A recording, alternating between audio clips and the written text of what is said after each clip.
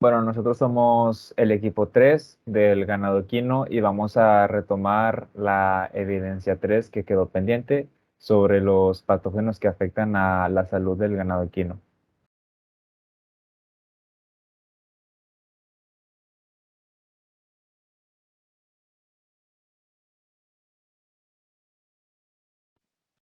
Vamos a presentar los últimos organismos patógenos, que son los endoparásitos.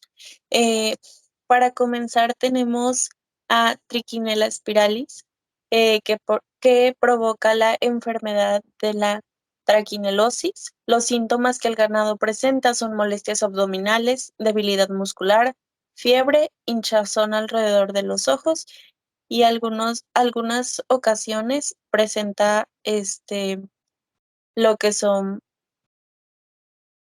problemas neuronales. Las características que presenta este parásito son larvas que viven hasta 4 meses. El tamaño de ancho que tienen tanto machos como hembras es de 3 a 4 milímetros. Las hembras de largo miden 3 milímetros, son más grandes que los machos, ya que estos miden de 1.4 a 1.6 milímetros de largo. La forma de detección es por digestión artificial rápida o enzimática. Eh, de los tipos de Strongylus tenemos tres, que son el vulgaris, el Endetatus y el Equinus. Todos provocan la estrongilosis con los síntomas en el ganado como pérdida de peso, deshidratación, cólicos, taquicardias, pelaje áspero, émbolos, infartos intestinales y bueno, las características que presentan y es donde se diferencian estos parásitos es en el tamaño. Todos tienen el cuerpo cubierto por cutícula. Las hembras suelen ser mayores a los machos y bueno, la diferencia de tamaño es que en Vulgaris es de 25 milímetros de largo, en Dentatus es de 40 milímetros de largo y Equinus es de 50 milímetros de largo.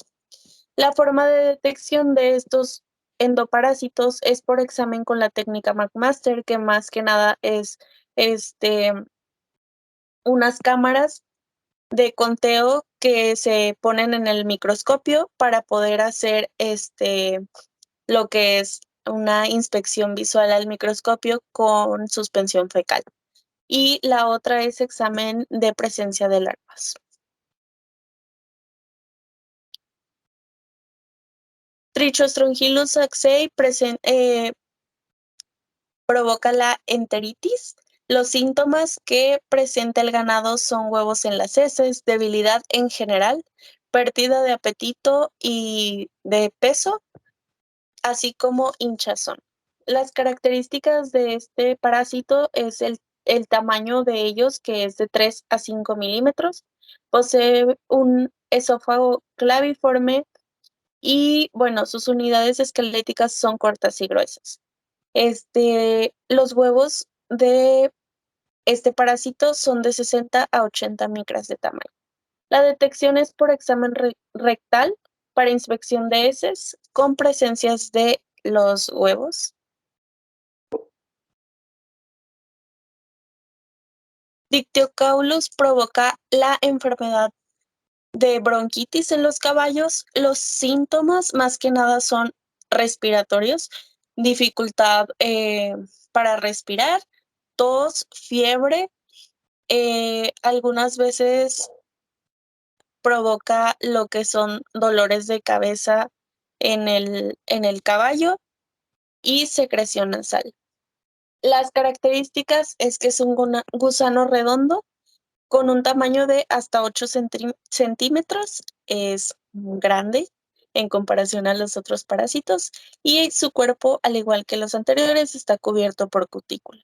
La detección es por prueba ELISA y lavados traqueales. Trypanosoma cruzi es provocan, provoca la enfermedad de trypanosomiasis equina, con los síntomas en el ganado de dolor muscular, fiebre, erupciones cutáneas. Las características es que son parásitos de un solo flagelo, una sola mitocondria, y sus formas en las que se clasifican son amastigota, promastigota, epimastigota y tripomastigota. La detección es por análisis bajo microscopio. Finalmente tenemos al endoparásito Toxoplasma gondii, que provoca la toxoplasmosis. Los síntomas estos: dificultad respiratoria, pérdida del apetito, secreciones nasales y ceguera. Se detecta por la prueba ELISA y las características de este endoparásito son que su reproducción puede ser sexual y asexual según el huésped, y el tamaño va de 4 a 8 milímetros con un ciclo de vida largo.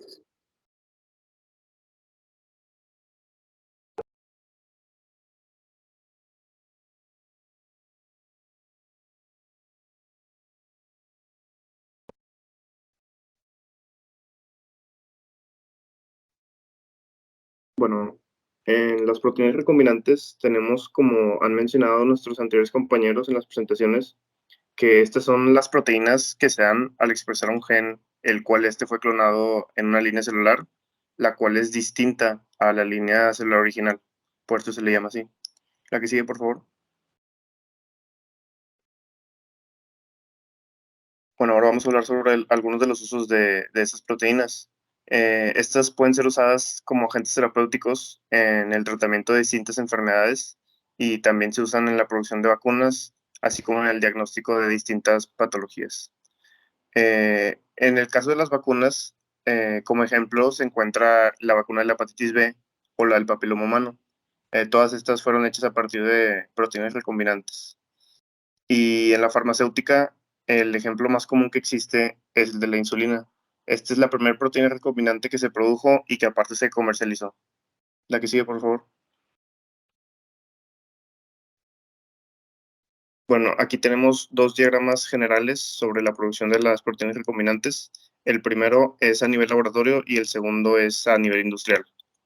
Bueno, en el de laboratorio tenemos que el primer paso es la clonación del gen de interés, que es el que buscamos. Después el diseño del vector. En el tercer paso tenemos la selección del organismo y de la cepa productora. Luego hay que caracterizar por el medio de cultivo. Y por último tenemos la purificación de las proteínas recombinantes. En el diagrama industrial tenemos cuatro principales pasos, que son la fermentación, la extracción, la purificación y la formulación. En la fermentación, las bacterias que fueron cultivadas en los fermentadores, que contienen medio de cultivo nutritivo, pues aquí vemos cómo van creciendo y todo eso.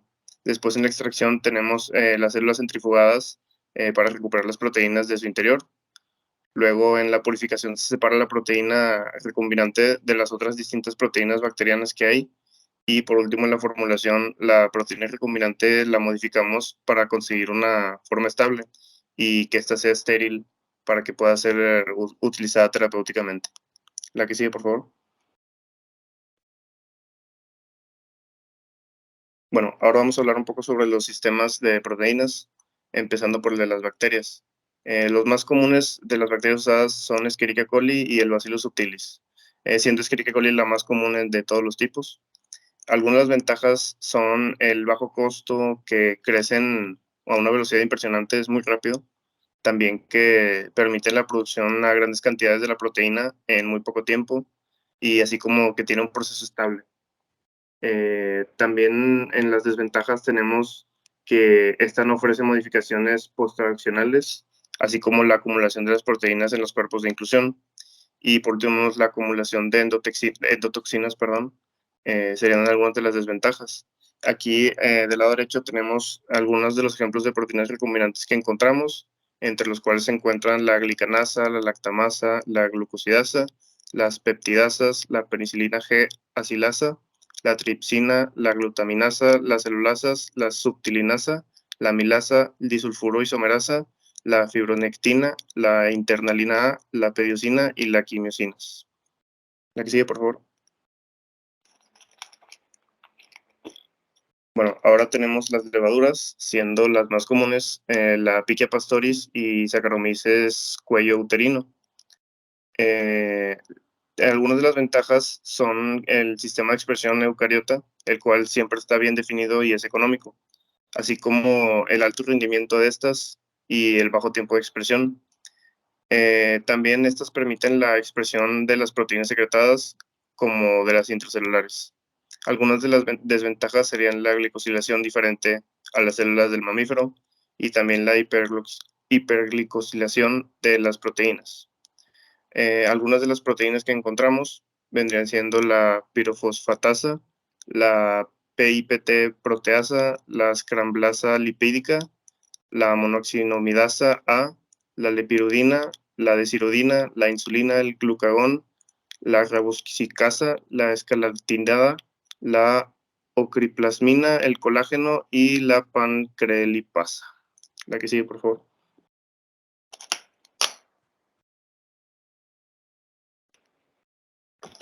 Ahora tenemos a los insectos, siendo lo más común el baculovirus. Y bueno, pues esta es una técnica que es muy utilizada al momento de buscar expresar proteínas de mamíferos que ocupan modificaciones posttraduccionales, utilizándose en cultivos adherentes como de suspensión.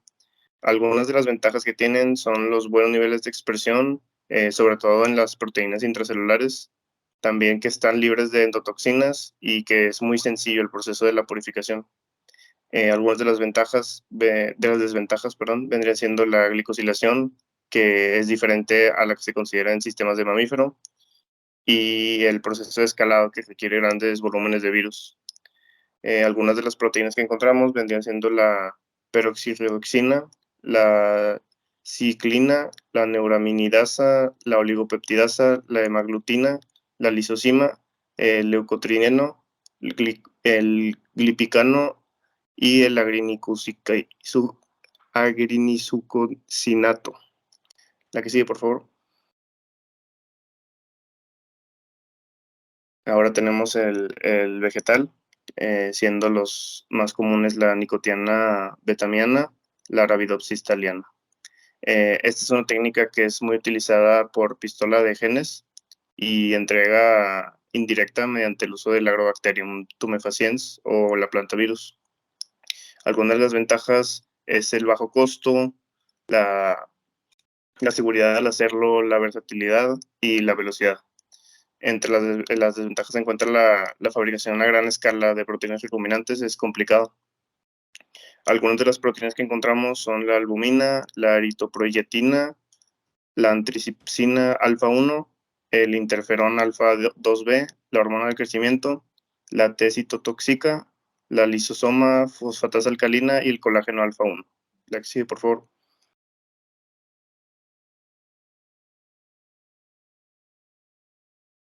Ahora llegamos al de mamíferos.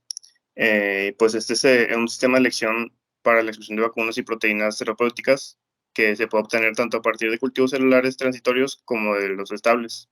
Entre las ventajas se encuentra que es libre de endotoxinas, que tiene un buen pigmento de la proteína y también que ofrece las modificaciones posttraduccionales. Y en las desventajas encontramos el alto costo, ya que las células crecen muy lento y es un medio caro y también ocupa CO2 constante. Tiene un bajo rendimiento y aparte ocupas un mayor tiempo de producción, así que es complicado con mamíferos.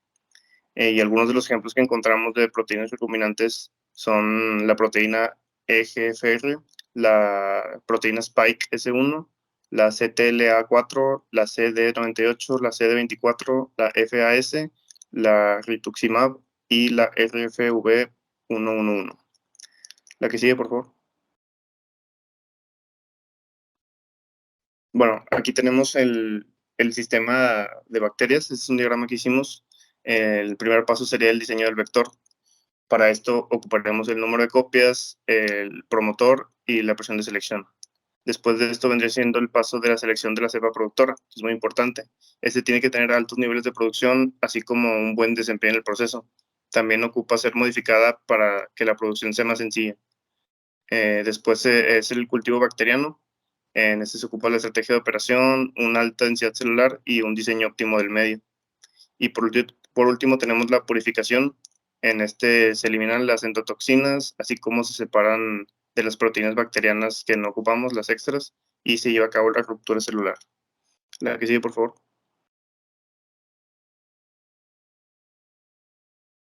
Y bueno, para este sistema se utilizó un bioreactor MBR, que es de membranas, y pues estos combinan en una misma fase lo que vienen siendo los procesos biológicos y la tecnología de las membranas. Así que esto vendría siendo un tratamiento de depuración de fagos activos, en la que el decantador secundario se cambia por un sistema de membranas. Aquí tenemos cómo funciona con el agua clarificada y las membranas cómo pasan hacia el agua bruta, limpiando todo. La que sigue, por favor.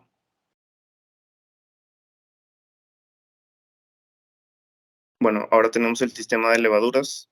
Este es el diagrama que hicimos en el que nos dice que el primer paso es la construcción del gen que expresa la proteína que buscamos, que nos interesa. Después tenemos la selección de la levadura, luego la transformación de esta levadura que elegimos por electroporación.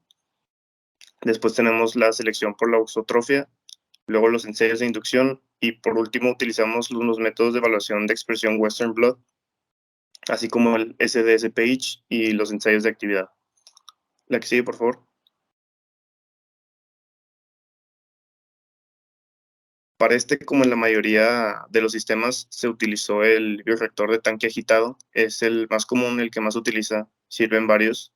Este se combinó partiendo de la premisa de que el bioreactor de tanque agitado reuniera todos los requisitos que se ocupan, que son indispensables para tener una buena fermentación microbiana. ¿Esto qué es? Y que sea adecuada una transferencia de oxígeno y una mezclado eficiente. También un control efectivo de la temperatura y mantener la esterilidad de esto.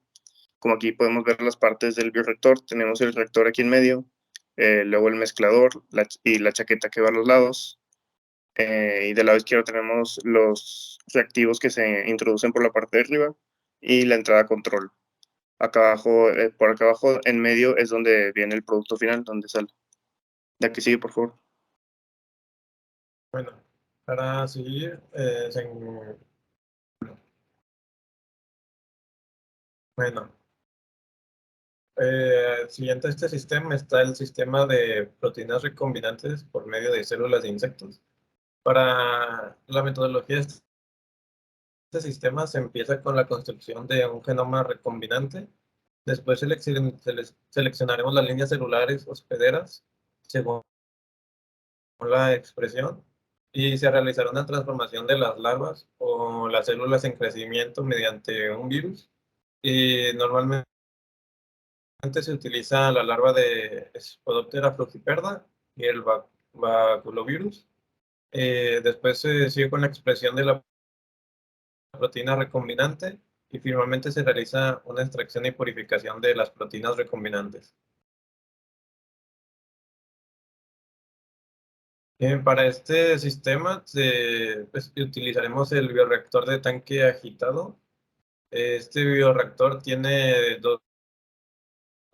puede operar en dos formas de continua o discontinua y es agitado por medio de unas palas e idealmente las condiciones del medio son las mismas para cualquier parte del bioreactor. Después pasaremos al sistema de proteínas recombinantes en células de mamíferos. Este pues empieza por medio de una descongelación del inóculo inicial de las células. Después se sigue a la parte de la producción en donde se utilizará un bioreactor como medio de cultivo y las células serán cultivadas en condiciones controladas para finalmente realizar una extracción y purificación de las proteínas recombinantes. Para este método utilizaremos otro tipo de bioreactor, el cual es de elevación por aire. Y pues este bioreactor o fermentador es ideal para organismos que requieren un alto nivel de transferencia de oxígeno, como es el caso de las células de mamíferos. Y este fermentador inducirá la la circulación de líquido y gases, logrando con ello una excelente mezcla. Después pasamos al sistema de proteínas recombinantes por medio de células vegetales. Pues primero realizaremos la selección de las líneas celulares. Después aumentaremos la proporción de las células por medio de un bioreactor de tanque agitado, al igual que los otros métodos en los que se utilizó. Luego seguiremos con una recuperación del sobrenadante y bueno, seguido a esto se llevará a cabo una purificación y extracción de las proteínas recombinantes por medio de cromatografía.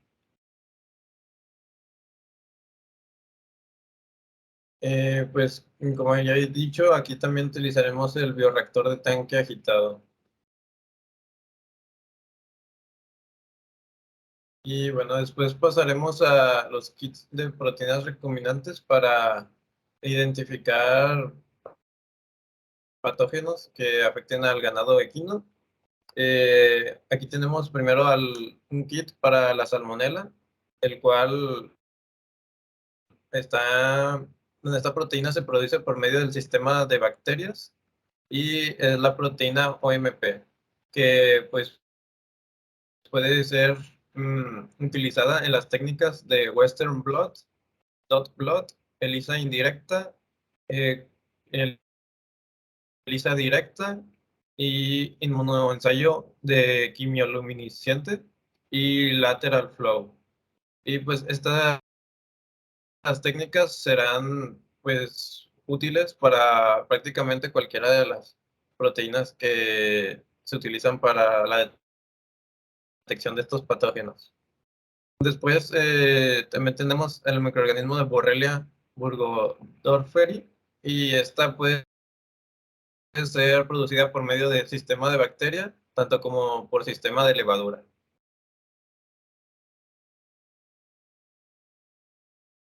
Y aquí encontramos que también tenemos proteínas recombinantes que, aparte de identificar bacterias, se pueden identificar virus, como es el caso del Rotaviridae y del virus del Nilo occidental, los cuales pues, son frecuentes en ganado equino. Y estos tipos de proteínas recombinantes para virus son producidos por medio del sistema de levadura.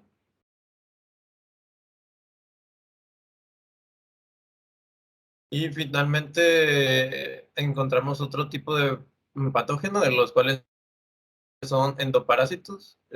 Aquí ubicamos a Toxoplasma gondii y Trypanosoma cruzi, los cuales pues, son producidos, al igual que algunos patógenos pasados, por el sistema de producción de bacterias.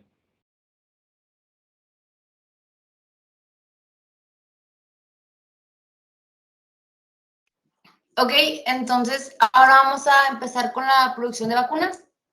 Siguiente, por favor.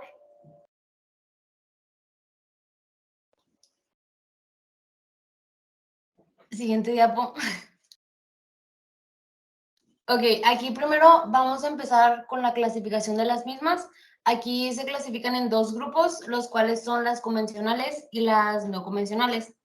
El primer grupo están producidas a partir de agentes biológicos, que son ya sean virus, bacterias, parásitos, hongos o toxoides. O sea, más bien son agentes biológicos vivos que estén atenuados, modificados o inactivados, pero en sí que conservan así todas las estructuras de los mismos. Y las vacunas no convencionales, estas son las que son denominadas como nueva generación, que estas mismas se ha permitido que obtener de los microorganismos las estructuras responsables de la respuesta inmune predictiva. O sea, por un lado pueden tener la expresión de estos protectores en organismos no patógenos, ya sea poder eliminar estos mismos, ya que son responsables de la patogenicidad. Estas mismas están en una etapa de desarrollo de vacunas más seguras, ya que son más eficaces y están en contra de organismos de difícil de cultivo. Siguiente, por favor. Ok, Entonces, aquí tenemos un diagrama de cómo se pueden organizar más bien las convencionales, de cómo se agarra desde un agente biológico, conservando así la estructura para realizar la vacuna. Y en el otro tenemos un ejemplo de un proceso de clonación de la proteína E2 y que este mismo está expresando un baculovirus, que es una producción de la vacuna de subunidades frente al virus de la PPC. Cómo se está utilizando la nueva tecnología para crear una vacuna. Siguiente, por favor. Vamos a hacer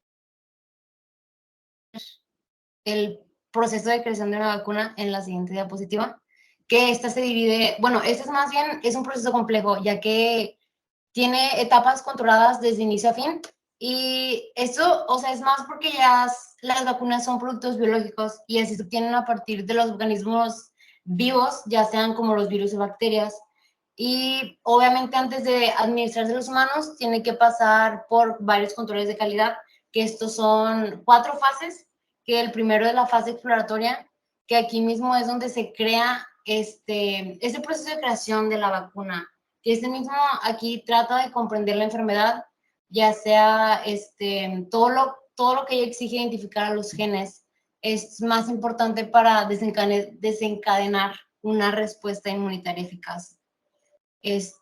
Ahora vamos a la fase número 2, que es la preclínica, que aquí son los resultados experimentales sobre la eficacia y la tolerancia en modelo animal, ya que estos mismos apoyan en la superior investigación en humanos.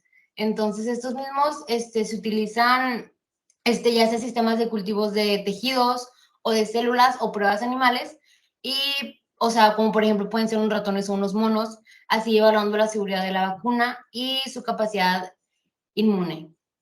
Siguiente, por favor. Nos vamos a ir a la siguiente fase, que es el desarrollo clínico, que esta se divide en 3 subfases, por así decirlo, que la fase 1 es uno primer que intenta evaluar la vacuna candidata en humanos. Involucra un pequeño grupo como de 20 a 80 personas y está destinada para utilizarse en niños, ya sea porque van a ser los primeros investigadores, ya que primero, o sea, evalúan a los adultos. Entonces, conforme va pasando de 20 a 80 sujetos, se va a reducir la edad de los sujetos hasta alcanzar su objetivo, que son los niños. Estas mismas se evalúan en la seguridad de la vacuna y determinan el tipo y el alcance de la respuesta inmune que provoca. Ahora en la fase 2, aquí es cuando el grupo se amplía a varios, como a cientos de individuos para estudiar la dosis en diferentes personas que están infectadas. Aquí es para identificar más si son riesgos o asintomáticos, ya que esos ensayos llegan a ser aleatorios y supervisan con la atención. Su objetivo más bien es estudiar la seguridad y la inmunopatogenicidad de la misma, tanto las dosis de pruebas, el calendario de inmunizaciones y los métodos de administración de la vacuna afectiva. Nos vamos a la fase 3, y aquí es cuando ya las vacunas son exitosas desde la fase 2 y ahora pasan en ensayos más grandes, como a millones de personas, y estas mismas, tienen un proceso de elaboración de vacunas igualmente aleatorias, pero involucran una vacuna experimental que se está probando contra un placebo. Aquí esta misma ya es más para asegurar algunos efectos secundarios que puede que no se presenten en la fase 2, para así, o sea, nada más identificar esos, de que en caso de que llegue a haber unos efectos secundarios. Ahora, para finalizar la producción está el último punto, que es la postcomercialización, que en esta parte se pueden encontrar estos 3 últimos pasos para para la creación de la vacuna, que está la autorización reglamentaria, que aquí son todos los datos recopilados de las fases previas del desarrollo clínico que ya vimos, se envían a su aprobación a las autoridades sanitarias correspondientes. Posteriormente es el proceso de fabricación, que mismo provoca un único lote de vacunas, se puede tardar alrededor de 22 meses, y el control de calidad, que es el tiempo de producción, se dedica de que todo un 70% de su tiempo al control de calidad de esta misma vacuna. Siguiente. Ahora vamos a ver los tipos de vacunas, que hay No, el diagrama, sí. Claro, aquí está un diagrama de básicamente lo que les acabo de comentar, tanto como está la fase preclínica y la clínica, que aquí están las 3 fases que mencionaba, cómo se ponen de grupos de muy pocas personas hasta millones, llegando a la fase 3, y cómo se practican en modelos animales previos, y primeramente cómo se estudia en laboratorio. Siguiente.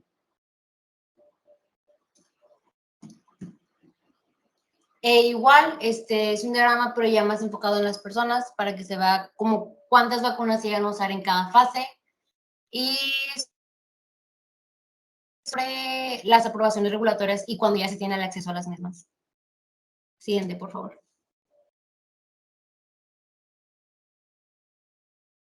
Ahora vamos con los tipos de vacunas, que aquí cada uno está diseñado para enseñarle al sistema inmunitario cómo combatir ciertos tipos de gérmenes y las enfermedades graves que lo provocan. Las vacunas vivas atenuadas, estas utilizan una forma debilitada o atenuada del germen que causa la enfermedad. Son muy similares, estas vacunas son muy similares a la infección natural, que ayudan a prevenir, crean una respuesta inmunitaria fuerte y de larga duración, y estas nada más se utiliza de 1 a 2 dosis, puede protegerte durante, o sea, durante que tengas el germen, vaya, y la enfermedad que lo causa.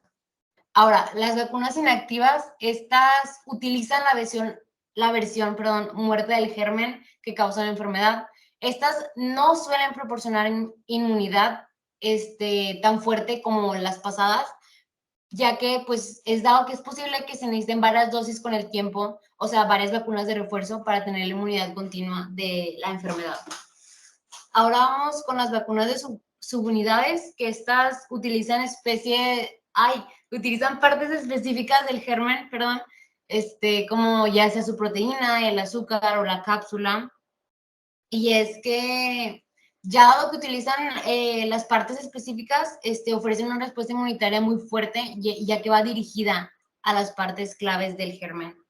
Puede ser que la única limitación de estas vacunas es que se necesite vacunas de refuerzo, en sí nada más para tener la protección continua contra las enfermedades.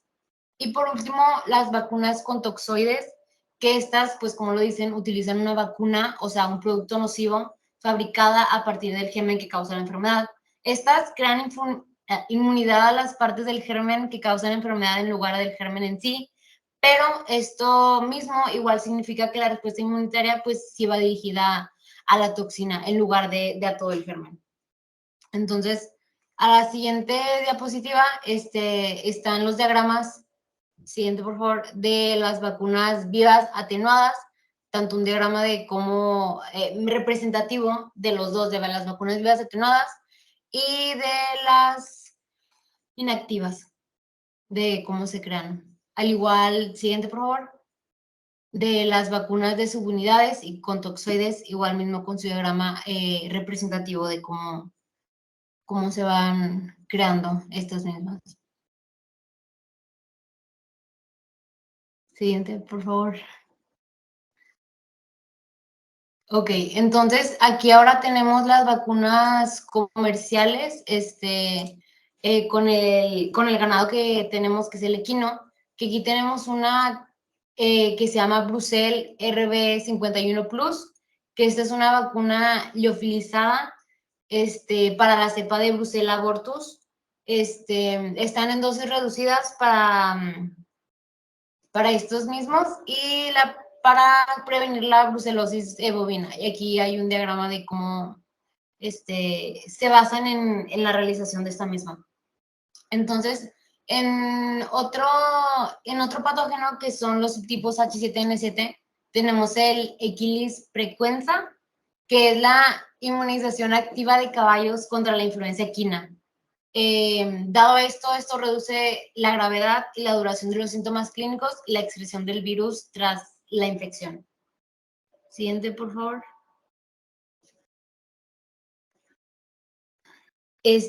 Providean Carbúnculo es una vacuna especializada para Bacillus anthracis. Esta es una cepa de producción que está controlada para garantizar la presencia de los plásmidos responsables para conferir la inmunidad de este mismo, de Bacillus. Y en la subfamilia Eperviridae, está la vacuna Pneumavort K1B, que es en sí, esa es una vacunación en yeguas y que están preñadas, así como para así poder prevenir la enfermedad abortiva que causa este mismo patógeno. Siguiente.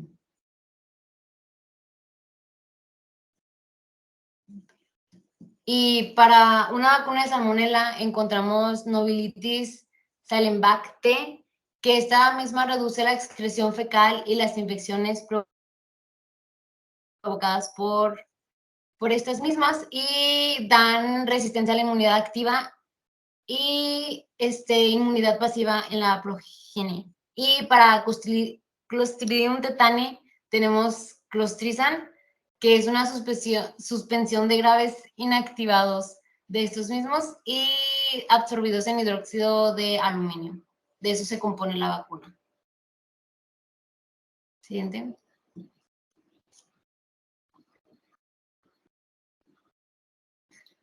Y para el rotavirus de la familia Rotaviridae, tenemos la vacuna Rotamix Equine, que está compuesta de cultivos inactivados de rotavirus, todos los que aparecen ahí,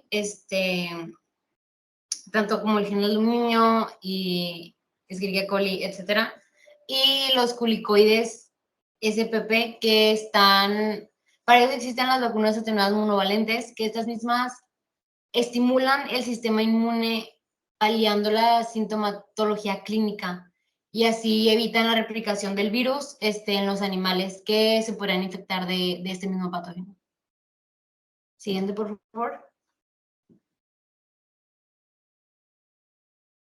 Y ya esas son todas las referencias que utilizamos para la realización de esta actividad. Gracias. Ok, esto sería todo por nuestra parte y gracias.